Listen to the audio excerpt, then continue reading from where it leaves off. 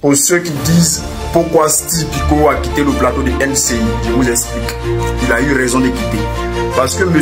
Kone Ouma, ancien rebelle, terreau, qui ont déstabilisé la Côte d'Ivoire, par la force des armes qui est devenu aujourd'hui procureur, aujourd'hui en Côte d'Ivoire, se met sur le plateau de NCI, en direct de la télévision, menace l'opposition et dit même que là, les 1 500 000 jeunes qui sont sortis pour l'opposition là, ceux qui ont fait des vidéos pour dire que Ouattara ne fera pas de 4e mandat, ceux qui ont tenu des propos d'après lui injurieux envers Alassane Ouattara, ils vont identifier tout le monde sur les vidéos et ils vont aller arrêter tout le monde. Mais ils sont, ce Kone Ouma là, il est pété dans la tête. Puisque dans les vidéos là, c'est tout le monde qui chante. C'est toute la jeunesse qui chante qu'on ne veut pas de Ouattara au pouvoir, on ne veut pas d'un 4e mandat, que Ouattara ne fera pas de 4e mandat. Donc ces personnes, ils vont aller arrêter tous ceux qui ont marché alors. Et ils veulent aller arrêter tous ceux qui ont marché. Donc, lorsqu'il se permet de dire ça, il ajoute pour dire que lui là, il peut aller faire arrêter Darmanin Picasse ou Justin à n'importe quel moment lui veut. C'est-à-dire ça dépend de lui, la liberté dépend de lui. Attendez, c'est quel genre d'intimidation, c'est quel genre de menace ça? C'est ce que Steve Biko a vu. Depuis son cœur s'est gâté. Il s'est indigné. Parce que pendant qu'il était à NCI là-bas, le PPACI l'a appelé pour expliquer un peu par rapport à la procédure de nos frères qui ont été arrêtés par les encablés. Et ce Kone Ouma, ce rebelle là, il ne s'en cache pas. Et lui trouve normal les arrestations des cadres et militants PPACI, de la manière qu'ils sont arrêtés. Normalement, si on te reproche quelque chose, on t'envoie une convocation pour aller à la police. On ne vient pas t'arrêter comme un terroriste.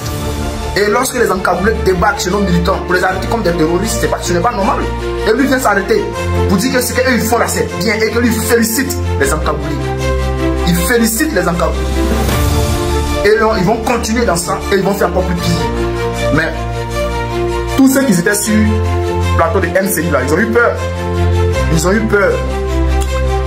Monsieur Augustin Couillot, celui-là, on sait que le vieux père là, quand lui parle,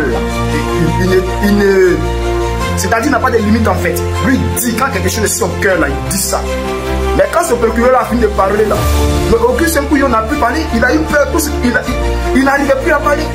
Même Conan, monsieur Conan qui parle, Conan même n'arrivait plus à parler.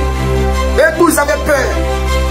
Il n'y a que Atu Banga qui a osé poser quelques questions parce que lui sait qu'il est intouchable dans le pays là. Et écoutez attentivement. Restez concentrés sur la vidéo. Et vous allez voir, et vous allez comprendre pourquoi Steve Biko a fait là. À cause de ce procureur. C'est parti. Cette marche, nous avons vu sur les réseaux sociaux des propos haineux, racistes, xénophobes qui ont été distillés durant tout le projet ou bien durant tout le parcours de cette marche. Mais en ma qualité de procureur de la République, qui est le garant de l'ordre public, il m'appartient de ne pas laisser passer ces genres d'occasion. Toutefois, que les personnes qui ont tenu ces genres de propos haineux, racistes, xénophobes, on a entendu dire des expressions comme Mossi, étranger, c'est particulièrement grave. Le parquet ne peut pas rester muet. Donc toutes les personnes qui vont être identifiées à travers les différentes vidéos, il appartient au procureur de la République de les faire rechercher, les interpeller, les conduire par devant lui et les faire juger et veiller à ce que la peine qui va être prononcée soit exécutée. C'est ça aussi la mission du procureur de la République. Et nous sommes arrivés à un stade où il faut mettre fin à cette dérive langagière qui ne cesse de troubler l'ordre public, qui ne cesse de mettre en mal la cohésion sociale. Et le procureur de la République est là pour réagir en fonction de ça. Vous me parlez de M. Lida Kwasi, vous me parlez de M. Boubacar Koné.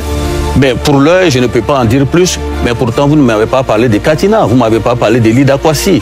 Donc si ces deux personnes sont visées dans l'enquête, bon, certainement il y a des éléments. Il y a Darmanin Picasso qui ont fait 10 heures d'audition, c'est pas beaucoup 10 heures. Oui, non, ce n'est pas beaucoup. Et puis en fait, c'est des auditions qui étaient quand même avec des suspensions pour leur permettre de prendre du café, et voilà, ainsi de suite.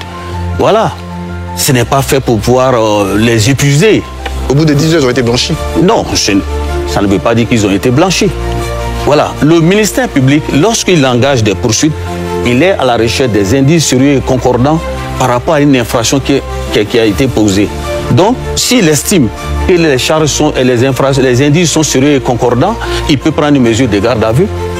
Tout comme il peut ne pas prendre des mesures de garde à vue.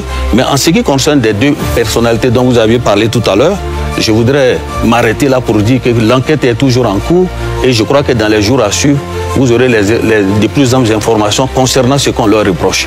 Merci beaucoup. Je voudrais dire, s'agissant de M. Damana Picasse et quoi, Justin et autres, ils ont été jugés devant le tribunal correctionnel et criminel et ils ont été déclarés coupables. Une peine d'emprisonnement a été prononcée. Il y a eu des peines complémentaires également qui ont été prononcées. C'est ce que vous aviez dit tout à l'heure. Interdiction de paraître à tel lieu, soit votre lieu de naissance. Oui. Mais effectivement, cette décision, c'est vrai qu'elle a fait l'objet d'appels de la part des accusés. Ah, d'accord. Mais cela n'empêche pas le procureur de la République de la faire exécuter. Ah, d'accord. Oui, le procureur de la République, c'est une question d'opportunité. À tout moment, le procureur de la République peut prendre un réquisitoire aux fins d'incarcération pour faire exécuter la peine qui a été prononcée. C'est assez clair. Donc, je profite de cette émission pour faire la lumière sur ce point. Même demain matin, je peux prendre un réquisitoire aux fins d'incarcération pour interpeller ces personnes-là et les déposer dans une de nos prisons. Mais, par rapport à votre question, les peines complémentaires qui ont été prononcées sont là. Mais tout récemment, effectivement, il y a de cela quasiment une semaine, j'ai pris une réquisition judiciaire à l'effet de leur notifier l'interdiction de sortie de la ville d'Abidjan par rapport à l'enquête qui était en cours, enfin qui est toujours en cours.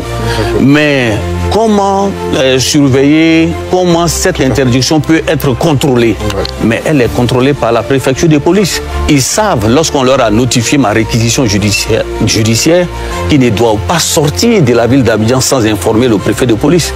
S'ils le font, c'est une violation de cette réquisition et je tirerai les conséquences. C'est assez clair, ce n'est pas du tout surabondant, c'est deux choses différentes. La réquisition judiciaire, c'est dans le cadre de l'enquête qui est en cours, et puis les peines complémentaires qui ont été prononcées à l'occasion de leur condamnation existent. Mais je tiens à rappeler que le procureur de la République, à tout moment, peut prendre un réquisitoire aux fins d'incarcération concernant ces personnes-là.